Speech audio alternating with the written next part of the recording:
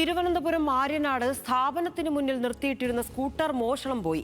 ആര്യനാട് ഇറവൂർ സ്വദേശിയുടെ ഫസിനോ സ്കൂട്ടറാണ് അജ്ഞാതൻ കടത്തിക്കൊണ്ടുപോയത്. സംഭവത്തിൽ CCTV camera ദൃശ്യങ്ങൾ ഉൾപ്പെടെ ഉടമ ആര്യനാട് പോലീസിൽ പരാതി നൽകി. വെള്ളിയാഴ്ച വൈകിട്ട് 5:30-നും 6-നും ഇടയ്ക്കാണ് മോഷണം നടന്നത്.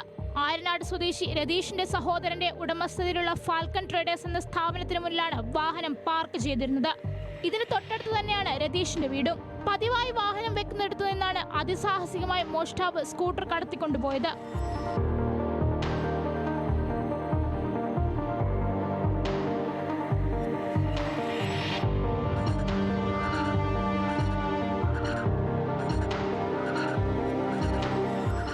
മോഷ്ടാവ് വാഹനം കടത്തിക്കൊണ്ടുപോകുന്നത് CCTVയിൽ പതിഞ്ഞിരുന്നു.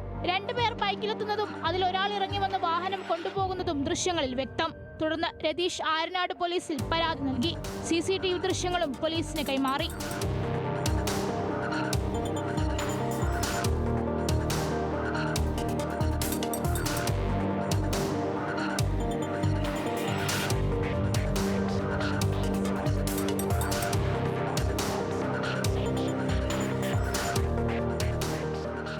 അടിസ്ഥാനത്തിൽ പോലീസ് അന്വേഷണം ആരംഭിച്ചിട്ടുണ്ട്.